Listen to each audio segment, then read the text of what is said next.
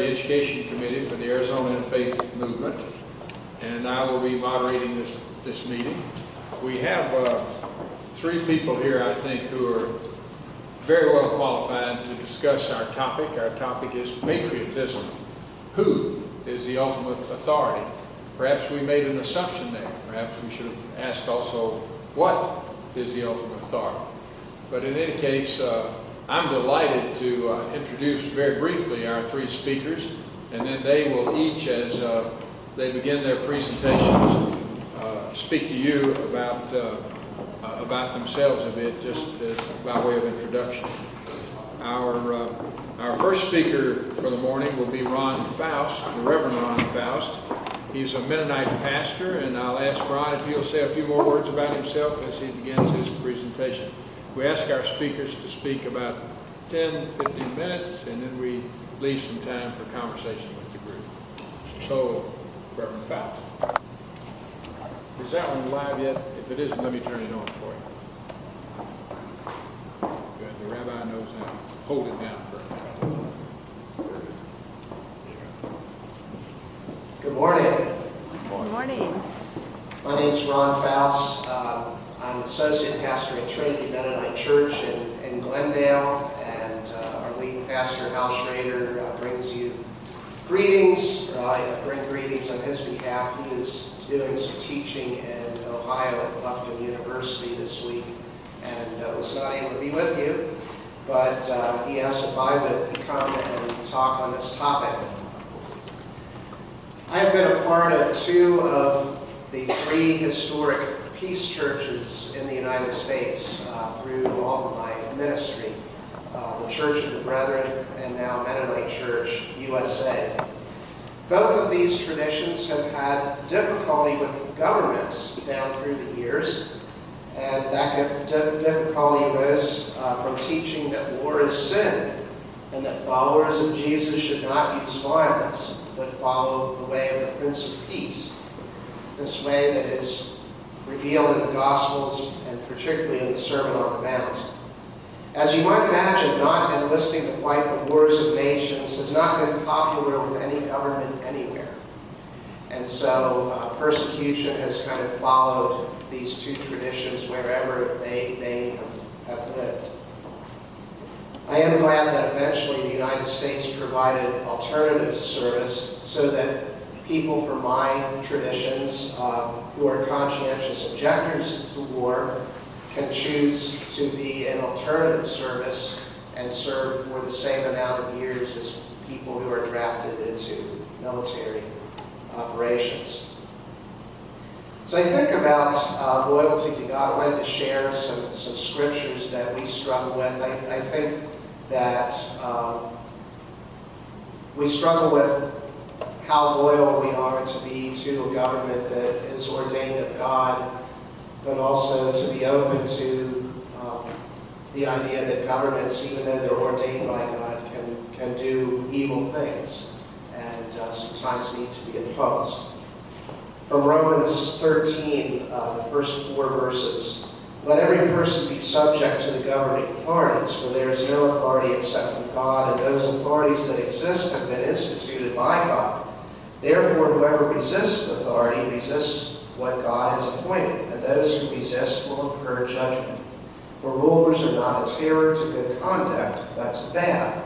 Do you wish to have no fear of the authority? Then do what is good, and you will receive the authority's approval, for it is God's servant for your good."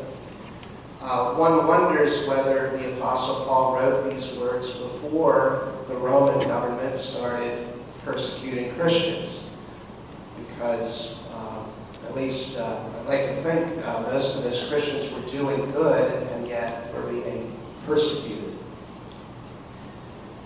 Romans 12:18 says, "If it is possible, so far as it depends on you, live peaceably with all."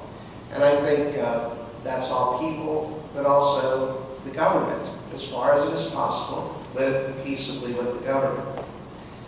Another teaching that we struggle with in our tradition, I think in the Christian tradition as a whole, is Jesus' teaching on the paying of tribute or taxes. that concludes with this saying that you've probably heard before: render to Caesar what is Caesar's, and to God what is God's. For some people, this solves the problem. Oh, Jesus says we should pay our taxes, and that's the end of it. But I think if you listen closely and think about the setting, this teaching does not solve the problem. Because as someone who was raised Jewish, Jesus would have understood the earth. All of the earth belongs to the Lord. All that is in it, the world, and those who live in it, for the Lord has founded it on the seas and established it on the rivers. So to say, give to Caesar what is Caesar's, and to God what is God's. Well, everything is God's. So how do you make that decision? It's almost like it's throwing the question back to us to figure that out on our own. One of the folks that I got to know about in the Church of the Brethren as I was growing up there, he was a cowboy member of the Church of the Brethren named Dan West. And some of you might be familiar with Heifer Project. Well, Dan West and the ideas for Heifer Project, Dan West started Heifer Project in essence.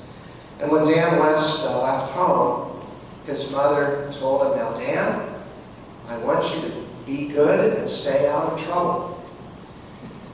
And Dan's response was, the more that I tried to be good, the more in trouble I got. Some of you may have had that experience. What is the Heifer Project for the unenlightened, please? Okay.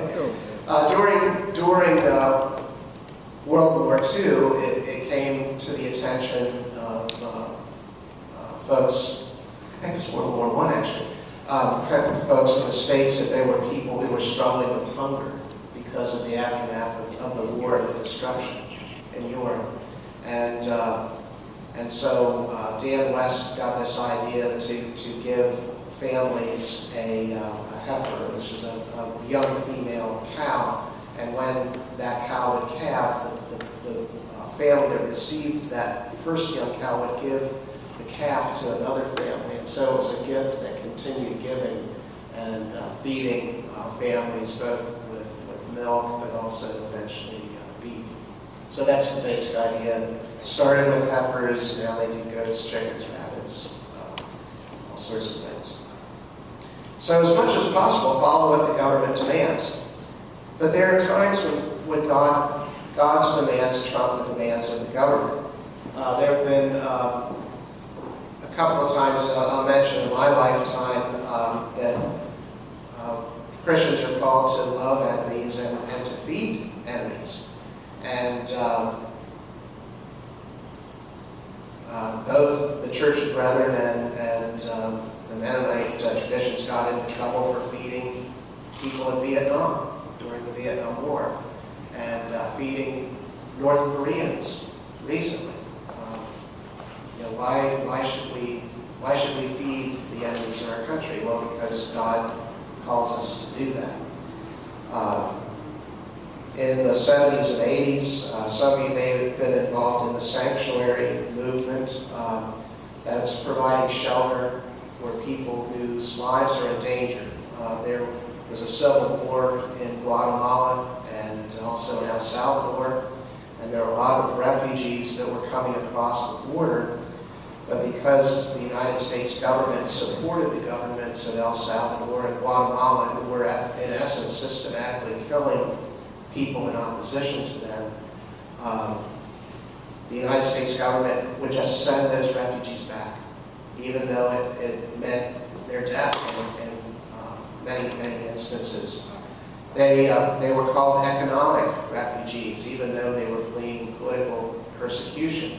And the reason why they were called that is if the United States government admitted that they were political refugees, they would have to harbor them, and they would also have to stop giving aid to the governments that were doing the persecuting. So it was a very convoluted political situation.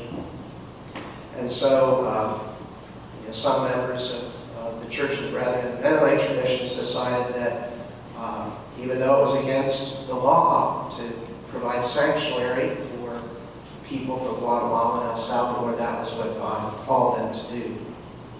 When the government is promoting death-producing policies, Christians have a higher calling. And you might ask, how can you abandon violence in a world in which a little girl promoting peace gets shot by the Taliban? And it's a hard question. And it's a horror that a little girl anywhere is subject to this kind of violence. There have been martyrs for the cause of peace, and there will be martyrs for the cause of peace. But we have faith that God has a long game. And it's a long game that doesn't require our violence to achieve the ends that God desires. We believe that God eventually will raise up the meek, the poor, those who mourn, peacemakers, and those who are persecuted for righteousness' sake. Thanks for inviting me, and look forward to having further discussion. Thank you very much. I'll pass this on.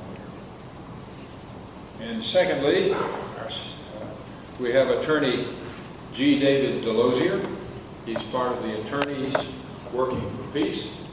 And again, if you would introduce yourself a bit at the beginning, and we'll look forward to your comment. Thank you, Tex. Is that working? Okay. Been in the Valley for 35 years. There's a lady in the audience, my wife Amy, that's been with me that long too. 35 years in the period in the second row. As of yesterday, it was 35 years. All right. Been a lawyer for a bit more than those 35 years. Originally from East Tennessee, Southern Baptist by birth. I guess that's the only way to say it. Morphed a bit since then, as we have come to learn things like the Golden Rule. Is obviously one of my favorite things to point out to people. I have that in my office, so folks know where I'm coming from when they walk in. We have people from almost every country in the world that have come through our office.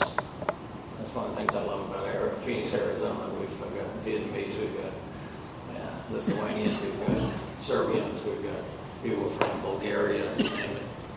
Ireland, Iraq, Lebanon, Jerusalem. We have one client whose family has lived in Jerusalem for 900 years. So it's an interesting place to get to know a variety of people, and that's part of the reason I enjoy this. I've got my friend from India over here that we've known each other for 20 years. I've got one friend who's half Jewish and half Arab. So we've got a variety of experiences that have helped us become more what I would call humane. The definition of patriotism is devotion to one's country. The definition of a patriot is one who loves his country and zealously guards its welfare. A defender of popular liberty. I emphasize the words popular liberty. The folks that authored or rewrote the New Testament, for example, however you want to word it, okay, were the ones that had the control. They were in the majority, and the folks that were in the minority were called heretics. If our founding fathers had not been successful in the Revolutionary War, they would have been hung for treason. So was there something that was guiding them that was more important than honoring the King of England or the Queen of England or the laws of England? Because obviously they were in direct contravention to the mother country, so to speak, okay, when they founded this country. And when they signed the Declaration of Independence, they all signed their death warrant. So are we ready to sign our death warrant? Apparently the Mennonite folks are. When you talk about a lawyer as a peacemaker, there's a book that if anybody wants to get it, it's called Lawyers as Peacemakers. You go back to when lawyers first became mouthpieces, so to speak. We were counselors today we've distorted the profession to the extent that we're almost regarded as the second oldest profession and some believe first. Okay? Because we are not doing what we're supposed to do, and that is bringing peace. One of the groups I belong to is the Arizona Holistic Chamber of Commerce, and they put out this little pink, purple thing. My wife will be on me for color. And it says at every stoplight, pray for peace. So I put that on my steering wheel. Today I got it on my neck because I got my pin from the Arizona Holistic Network. There's another one called, if you want to be more biblical about it, this is a biblical guide to resolving personal conflict by Ken Sande. It's called The Peacemaker. Okay, there's plenty of books, in other words, if peace is part of what you resonate toward. And one of the things that I believe is absolutely essential for anyone who has any desire to live in peace is to go in your home and say, man, peace is mandatory in my home. There's no one going to interfere with the peace of my home. Okay? Peace of my life. When I go into court, for example, with a prosecutor, I want the prosecutor to be somebody that is glad to see me coming, not somebody they dread to see. Because I can work out a better deal with the county attorney if I'm not regarded as abrasive and contentious. Okay? And I'm there to try to do that for my clients. But there's a variety of approaches that have been taken by philosophers over the years, as many of you probably know, to the work of patriotism. And it goes from a very strong belief that my country is the only one, okay, and you can relate to that maybe with the word nationalism vis-a-vis the Nazis, okay? We haven't seen people go wholesale down our streets and being arrested, recently anyway. But we had, in the history of our country, in addition to the Founding Fathers problem, we had something we inherited from the English called slavery. Okay, I give us credit for the English. But the English were the first to start an abolitionist movement as well. And it took us about 100 years beyond the beginning of their abolitionist movement to even start one. Now, we as a nation said all people, all men created equal, right? Well, where was the women in that equation? It took to 1920 for the right to vote. It took marching. It took arrests. Okay, but the law of the land was women didn't get the right to vote. Okay, or am I going to follow that? No. I'm going to have to look at the world as a sense of equality. So if my brother from India believes in one religion, why don't I embrace him as being one with God? Okay, our concept of God, his concept of God. What difference does it make if we're not going to be at peace with our brethren? And that's what I think Jesus taught, was being at peace with everybody that you could possibly be at peace with. And if you can't be at peace with them, go somewhere else. Let them be whatever their state is. We've got the same problem with, in my opinion, one of the definitions that I prefer is called the ethical patriotism. Ethical patriotism is one who can express his love for the country, but he also, or she also, can explore the dark chapters of our country. We can explore the dark chapters. What would be a dark chapter? What we did with slavery, what we've done with the American Indian, Native American, what we've done with women's right to vote, what we've done with needing to have something called civil rights legislation. Why would we even need that? Okay, in my opinion, that was an unnecessary piece of legislation because the majority of us weren't ready to recognize common humanity. Okay, so we had to have it. One of the things that we've done in the peace movement recently is started working with an organization that they use the label King in Nonviolence Training. Mark Clem is with the Department of Economic Security in the state of Arizona, but he's the local head of that. If you'll stand up, Mark. And King in Nonviolence Training relates to Gandhi principles and also Martin Luther King principles. And if you are interested in other literature, Gandhi and Jesus, The Saving Power of Nonviolence. Okay, we have a book called The World Peace Diet by Dr. Will Tuttle. Okay, there's Good News for All Creations. There's a vegetarian approach to nonviolence.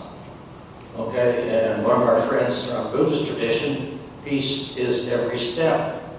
Okay, so there's plenty of literature out there if one wants to find out more about the history of it. For example, this particular book here is called A Force More Powerful, A Century of Nonviolent Conflict. Okay?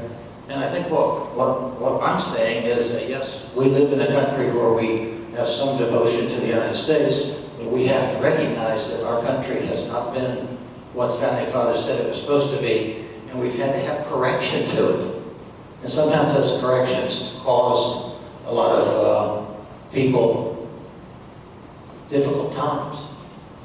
So if you're not prepared for a difficult time, then maybe that's not something you should entertain. Because believe me, it's not easy for some of us to learn the things that are necessary to have that happen on a daily basis in our lives. And when a country maintains an unjust or inhumane practice, or enacts and enforces an unjust or inhumane law or policy, at least some, and sometimes many, of its citizens reap benefits from it. And there's one of the most appalling parts, is that we allow those things that went on during those periods, that we benefited from them. Now the question is, are we benefiting today from the negative behavior that our country took over those years? I believe so. Okay? But be that as it may. Let's turn to the other side of peace, and that is violence. A recent study by the Institute for Economics and Peace called Violence Containment Spending in the United States. If you want to look at it at a different point of view, violence containment, meaning how we incarcerate people, how we have the military, and so forth. Violence containment spending in the United States amounted to $2.16 trillion in 2010. It's the equivalent of just over $15,000 for each taxpayer, or $7,000 per year for every man, woman, and child. Now, part of what I believe we're supposed to be about is reducing that amount of money, and that amount of money being used in a more constructive manner. So I work on this field, in this law field every day, trying to convince the person that I'm representing as a criminal defendant, don't do this again.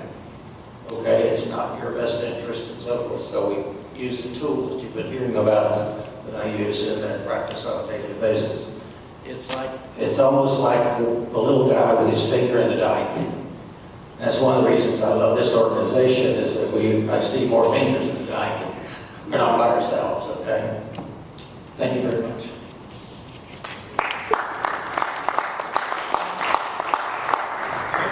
Thank you very much.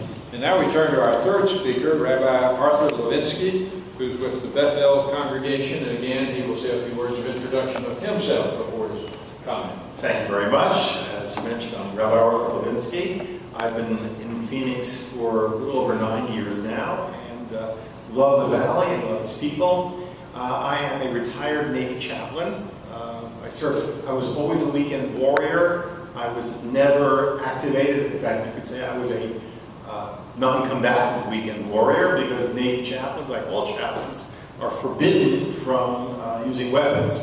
Be that as it may, I think I read the topic different than my colleagues on the pulpit, because you've each gone in the direction of stressing the notion of peace. I took the title of who is the ultimate patriotism, who is the ultimate authority, as a question of who is the ultimate authority in our lives, without regard specifically to that topic, although if you, in your questions, I'm happy to answer them too, but I did not prepare them in my remarks. In fact, I was just told about this, confirmed this yesterday. So somebody said, do you have time to present a short presentation? In one day, I only have time to present a long presentation because I don't have a chance to edit it, so you'll have to forgive me. I think that the question, you know how some questions are kind of waiting? I mean, can you imagine a poll can you imagine a poll asking the question, do you think that Mitt Romney will be an even worse president than Barack Obama? Think about that for a minute. Kind of waiting. The question here is also waiting. If you look at it, how so? Who is the ultimate authority? Now, if everything was capitalized, then you could read it different ways. But when you see authority as capitalized, what does that tell you? That's your question. That was not rhetorical. I would think of God. Thank you very much. So the presumption here is that God is the ultimate authority. Now, what I'd like to do is try to create, at least in my mind, because I'm really helping myself grapple with some issues that I don't always have to think about, but I think about them anyway, because I'm a news wonk and a politics wonk, and I read these things and I try to make sense out of them. So I think that particularly people who would come here today, unless you are part of a religious faith of non-religion, like certain humanistic faith groups. We have some of those. Okay, well, with the exception of groups like that, my assumption is that people think that the authority is God, and most of our religions refer to God in terms of being the king, or the king of the kings, or in my tradition, Melech Malchei HaMelachim, the king of kings. Of course, that could go on ad infinitum. So I think it's likely to us to understand that God is the ultimate authority. But this does not make God the ultimate authority of the particular governments in which we live, or the countries in which we live. I come from a tradition which assumes divine authority over every single human being, all of God's creatures. But my tradition also embraces a concept, and I will translate the Aramaic because it's a Talmudic teaching, Dina de Malchuta Dina, which means the law of the land is the law. Just as we heard render unto Caesar, which is not from my faith tradition, we do have an assumption that governments are there to bring order. They may not be perfect, but we need to respect government. And in some ways, government is naturally, or should naturally be separated somewhat, although not entirely, from religion. I'll give you the best example. Moses, or at least an early example, Moses was the politician. He was the leader of the people, taking them out of Egypt. He was the orator. He was the Martin Luther King, right? From slavery to freedom. But he kept his arm's length from the rituals. That was for his brother. That was for the priests and his descendants. And the kingships within ancient Israel were always separated and divorced from the rituals. The monarchy and the rituals were held by different people. And those who I believe had the voices similar to the kind of critical voices that we hear on this panel might be likened to the prophets. Because the prophets, even though they were always respectful of the ruling powers, even when they said, you got to get out of here, they were always respectful. Even, by the way, Moses was respectful to Pharaoh in terms of the protocol. If you see what happened early on in the book of Exodus. But he tried to give him all these outs representing God, but he was respectful there. Nevertheless, the prophets were always very uncomfortable with what the kings were doing, because they were never acting quite the way they wanted them to. And they always had rebuke for them. So there was certainly an opportunity within religious tradition to offer criticism. But again, and I don't know if it's the case in your respective churches or meetings. Let me ask you, I come in my synagogue every Sabbath. There is a prayer for the government of the United States. Is that in all of your churches or any of your churches? Wow. Oh, often. Sorry? Often. Oh, often. Okay, so I haven't heard anybody. Did anybody raise their hands? Or just not too many of you? Individually. Individually. Okay. Okay. But you see what I'm saying? With us, we feel a very strong connect that way. And I think this is also inculcated in us because we're a minority also. And we've been in various lands, and we feel that we want to be part of the larger culture, and we do not want to be seen in any way as detracting from from one government or another. We want to be part of the community in which we live. Now, the fact is that we come from different faith traditions, and we do not interpret God's teachings the same way. Judaism, for example, is represented by 4, maybe 5 movements, 3 big ones, 2 smaller ones. And I know from my time in the military that there are hundreds upon hundreds of Christian denominations, right? Sometimes over seemingly tiny scriptural differences or doctrinal differences. I'm a golfer. I once met a minister on the golf course, and I asked him, what denomination are you from? And he says, does it really make a difference as long as you're embarrassed by it? Okay? So,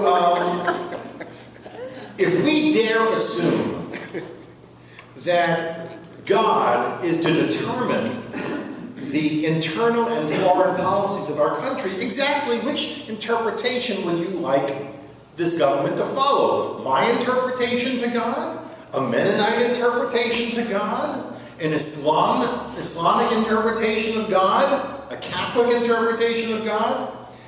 I might see it one way. A Catholic priest may see it another. A liberal Protestant minister yet another. A Hindu or a Muslim probably in a very different way.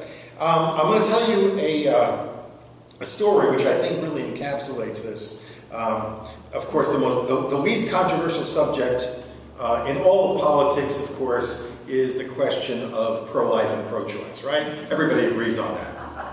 Okay? And there was a discussion once between a rabbi, a priest, and a minister, and they were talking about when does life begin? And the Catholic is so insistent, life begins at conception. And the Protestant said, life begins at birth. And the rabbi thinks for a minute and he goes, no. Life begins when the dog dies and the kids move out.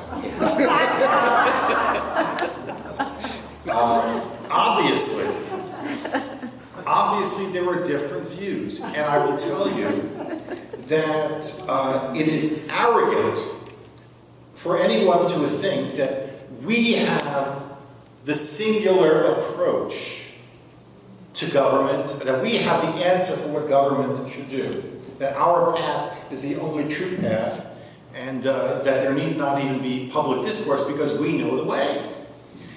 We each have different faith communities, but what we also need to do, and I do this personally, I believe in praying for the welfare of the government and supporting our government and paying my taxes, but when I disagree with the government, I have a right and an obligation to lobby, to write letters to my congressman, to support candidates with whom I agree, whose viewpoints I believe are consistent with my own and those of my faith community. But I will tell you something, there's a real pitfall here, and that is, it is my belief that certainly within Jewish tradition, and my guess is certainly within the larger Christian community as well, you can take any topic, controversial, non-controversial, and you can find support in your religious texts to agree with your position.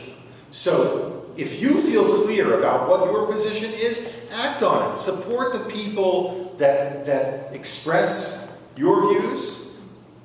Vote against people who take positions that you believe are anathema or no good. And this is, I believe, how you can certainly make the difference.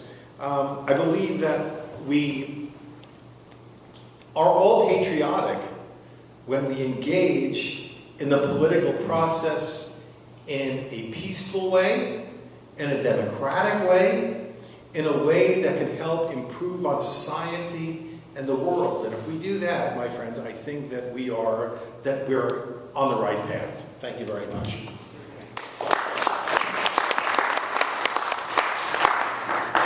All right, now comes the time that you get to make your own comments, not quite as lengthy, of course, our raised question with our panelists. We appreciate very much your being here and the points of view represented. So what kind of comments or questions do you have? Who wants the microphone? Okay.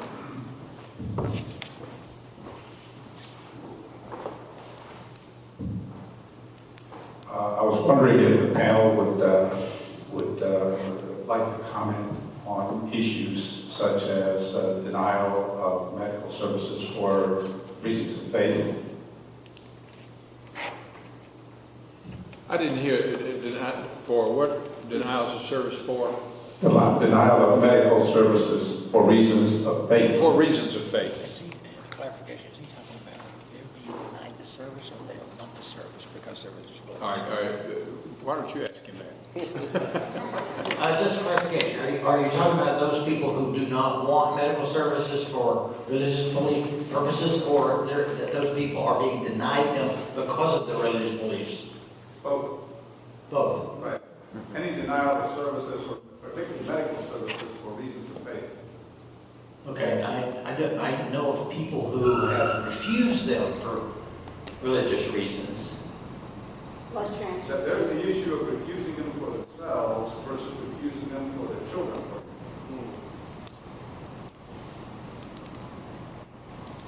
Wow. Well, one of the issues that exists for younger parents, of course, is inoculations. I don't know if you're including that in your subject area or not, but there are those of us who believe that they should not be given inoculations in the pattern within which they've been giving them over the years. And there's a fair amount of research that indicates that the pattern has caused a fair amount of autism. Okay? I don't know whether that's true or not, but there's research on it. So one of the things that some parents have done is require them to be spread out because the schools are requiring the inoculations. Is that addressing part of what you're getting at? Yeah. I was thinking that there are certain religious traditions that routinely withhold life-saving treatment to children because they believe it's inappropriate. Well, historically, what I have understood, in some cases at least, is that some authority, some doctor, whatever, has gone to court to allow that to happen, regardless of the parents' religious positions. I have heard of some children that apparently died because of not getting the right treatment. There are some of us who believe that the majority of the medical profession are quacks today anyway and won't do much of anything that they're supposed to do. So I don't know how far along you want to go with that. Okay. Comment? You know, it reminds you of the story about the Christian scientist who was suffering a heart attack, and he says, "Quick, get me to a library." Because obviously there are Christian scientists who do not want to avail themselves of medical help. Now, while I'm not sure how this would affect the Affordable Care Act that passed not that long ago, I would say that adults should have a certain right to either accept or deny treatment for themselves. I am far more reluctant to say that about children who have not reached the age of majority, who really can't make that decision for themselves. So one of the things that I was involved once in an interfaith council in Akron, Ohio, where I was the president for several years running, and we had a really interesting thing with the Wiccans who became the members. You know who the Wiccans are? The witches. And they really scrutinized them. Should they let them in? Should they not let them in? And they started asking them all sorts of theological questions, which I thought was crazy because, you didn't ask, the Baha'i about their faith or the Muslims about their faith. People started asking all these crazy questions to them. And so I asked them what I thought was really the most important theological question. And I said, tell me, in Bewitched, which Darren did you like better, Dick Sargent or Dick York? And obviously, it pointed to the whole irony here. But the one thing I really loved about Wiccan tradition, they have a motto, which is, anybody know? Do no harm. Do no harm. So even though this is not my particular tradition, and again, I can find you positions, plus and minus, within my own faith tradition about whether to withhold certain things. By the way, with us, once you start a process, a medical process, it's much harder to withdraw that process. So when you put somebody on a ventilator, hoping that they will live, theologically or from a position of Jewish law, it's hard to take them off. So in Israel, they had a great they had a great solution to this, because if you can't take them off, but you want to try it and see how it's going on. Did you ever see those jacuzzi timers? That you turn it on and click, click, clicks, and after 20 minutes it goes off because you don't want the jacuzzi going for so long? Well, with those machines that keep people alive, they turn them on for 24 hours. And only if they believe that there's a prognosis that person can continue, will they reset it or flip the switch on. Otherwise, it turns off automatically. And it's a much different way of coming to terms with someone ending their life. It's not flicking a switch. It's just not turning the switch on again, which to some of you may seem legalistic, but I see a real difference between the two.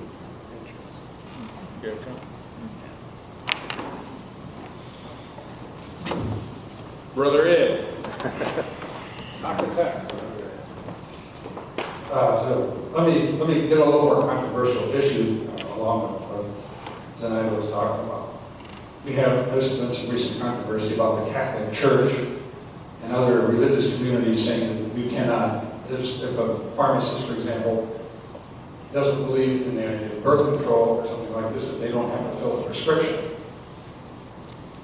I don't know if you've all heard about these things, but what are your views on that? Comment? Come on, let's hear that Mennonite roar over there. Well, we're really getting into the weeds here. Yeah, both of these questions are about, in my mind, how far does religious freedom go when it conflicts with the ideas of the welfare of the political state at the time. And I think that's a hard question to answer.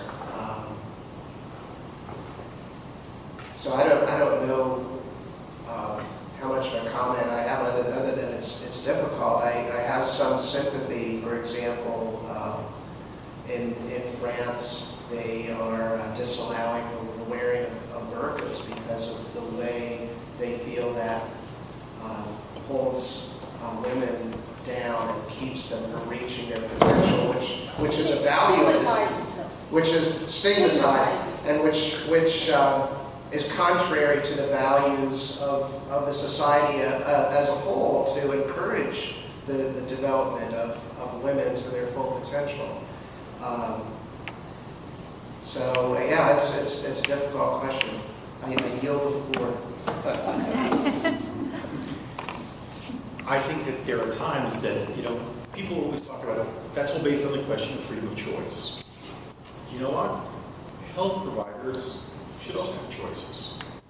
Which means that and I know that doctors who are preparing for medicine that would normally that years ago used to do rotations that required them to perform abortions, are not necessarily required in all medical schools to learn or to do that. So there are accommodations there. And I can't speak for the smallest town in Montana, but in a city such as our own, there needs to be, maybe if somebody's in part of an independent pharmacy and they have religious or ethical reservations about providing the morning after pill, that they just say it's not available here. So get it at CVS, at Walgreens, or Walgreens, or somewhere else. I'm not saying that these things should not be made available, but I'm a rabbi. There are certain things I'm allowed to do, and there are certain things I'm not allowed to do, and it's sometimes based on my own religious convictions and those which are dictated to me. I can't imagine that it should be forced in a Catholic hospital, for example, to have in their pharmacy the morning after pill. And when it comes, for example, to the very same question of abortion, it is a more, even though people like to draw in terms of black and white, it's more gray than anything else. In my tradition, an abortion is not only allowed but required if the mother's life is at stake. But it is not an option when you have a healthy mother and a healthy child. Now, liberal Jewish theologians would say, and I would say, if I knew that the birth of this child would cause immense pain and grief to the mother, I would say we could expand what it would mean to the health of the mother. But when I learned that somewhere between 98 or 99% of all abortions in this country are non-therapeutic, then that gives me great pause. I still want the availability of abortion, but it should probably be cut down 75, 80% of what it is, maybe even much more than that. I think our friend Margot wants to say. I think so. I don't know where to start. I mean, who are you to determine what's therapeutic? You know, it's not up to you. It's up to the woman to decide whether it's therapeutic. Number one. Number two, CAP got a law passed last year providing that a pharmacist in Arizona did not have to fulfill a prescription that countered his religious beliefs. You're a young woman living in rural Arizona where there is one pharmacist in a radius of who knows what, and the prescription is refused. Morning after pill. You then become pregnant. Okay, you're discriminated against by that pharmacist because your religion permits you to have that legally permitted prescription. Your religious options are for it. The solution to that problem is to turn it from a theological question into a legal question. The state of Arizona licenses the pharmacist. In accepting that license, he agrees to undertake certain obligations to the people of the state in fulfillment of that license. As a person who licensed him, therefore I'm the government, I'm the people of Arizona, I'm the government, I licensed him. I have a reasonable expectation that he is going to serve all the people of Arizona, regardless of religious faith. We don't force him to fill that prescription. He cannot fill that prescription, but he had better be prepared to turn in his license. Since you raised the question to me, I think, let me respond.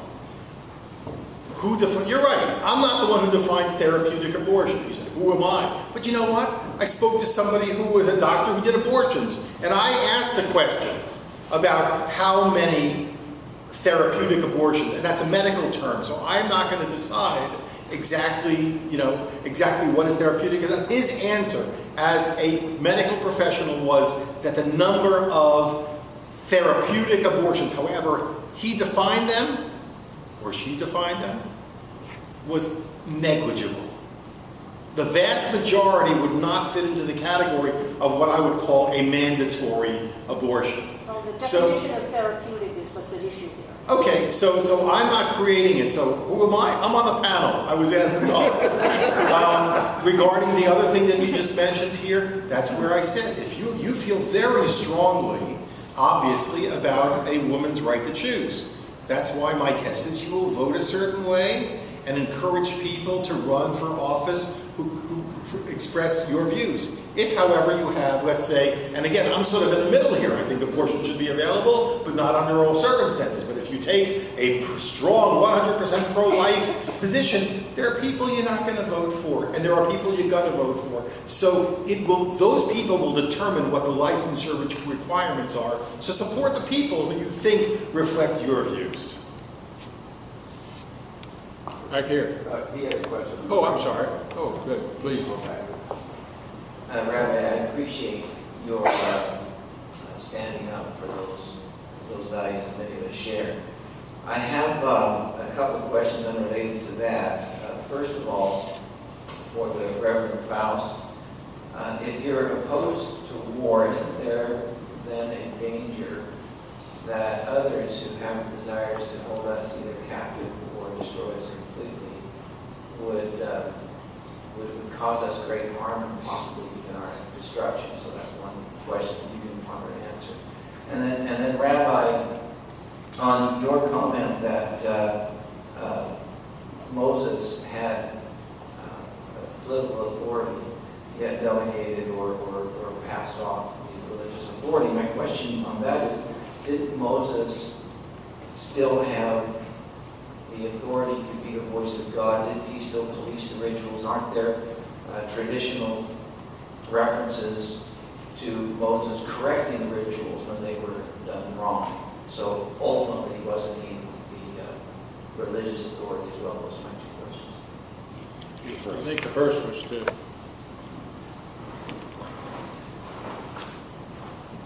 Yes, I would agree if you take violence off the table, particularly in self-defense.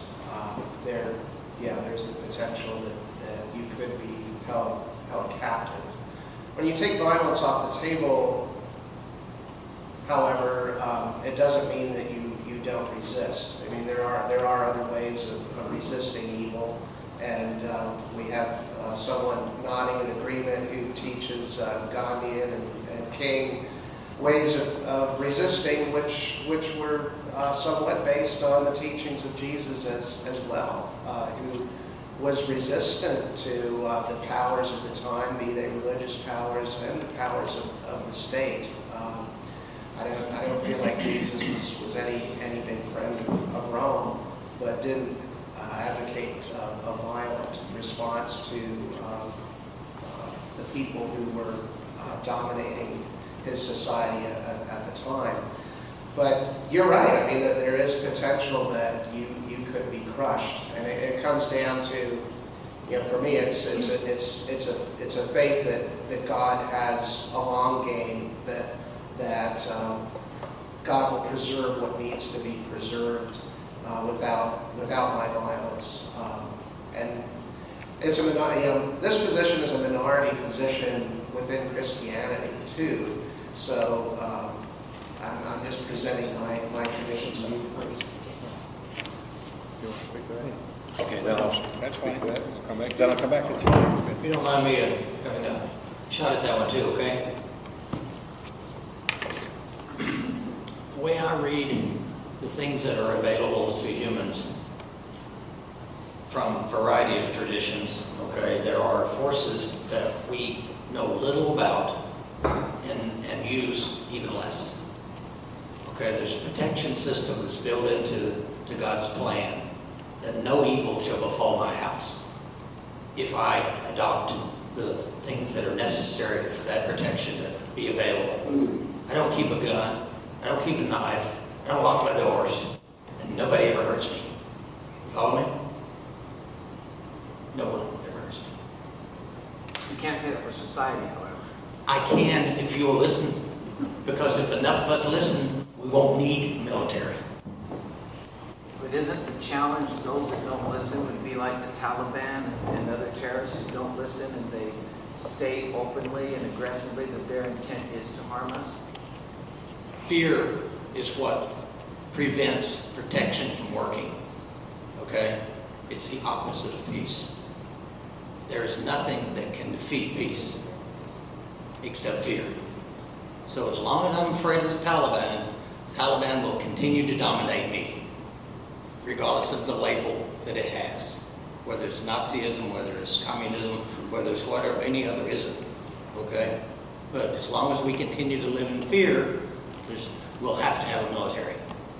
And people like me and our Mennonite friend over here will continue to be pacifists and hope other people listen. I have to tell you, before I answer your question specifically, I've got to get in on the fray and make this a little interesting to give you a very different view here. Let me tell you, you have that book on vegetarianism and what is that? What's it called? It's called Good News for All Creation. But it's vegetarianism, but about pacifism, right? It's pacifism for vegetarians. It reminded me of a story. No, it's how to be a vegetarian, okay, is what it really is. And what that entails is that we learn that we're part of all of creation. Good. I remember years ago when Yasser Arafat, who was the founder of Fatah, was referred to as a moderate terrorist. And Johnny Carson of blessed memory said, "What does that mean? That he'll kill you, but he won't eat you?" There is a terrific story told about the biblical zoo in Jerusalem. There's actually a biblical zoo, but the story is apocryphal, where they have this lion and the lamb sitting in the same cage together, and it's wonderful. And a Christian pilgrim comes, he says, this is a miracle only in Israel. He goes, I've got to see the zookeeper. He goes, I've never seen the lion and the lamb living together in the same cage. So peaceful. How do you do it? It's a miracle. He goes, it's not a miracle. Every morning I put in a new lamb. So my view is there are people out there who explicitly say they're going to kill you. They're going to destroy your way of life. They will eat your parts, which still occurs in some portions of the world with evil, evil people. And I think Dante was the one who wrote that the hottest fires of hell are reserved for those who do nothing in the face of evil. And sometimes there are just evil people out there. And Jewish law teaches us, we love peace more than anyone else in the world. I don't think there's any country in this world that has reached out for peace and offered greater concessions than the Jewish state of Israel. But our tradition teaches us that if you know somebody's going to try to kill you, you must kill them first. Now, to answer your question about Moses, Moses was the conduit of God's words.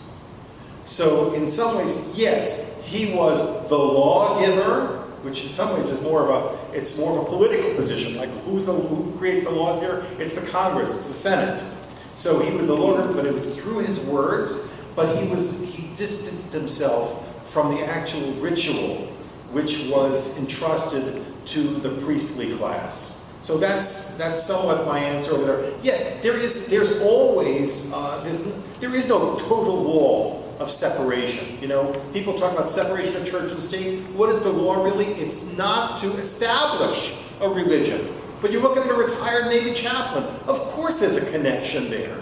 And of course there's a connection, the fact that we have churches and synagogues and mosques that do good works, and if you give to those institutions, you get a tax deduction. So there's no wall there, but hopefully there will be no creation of a specific church that would speak for the whole country. That would be our Constitution. Comment? I gotta come back.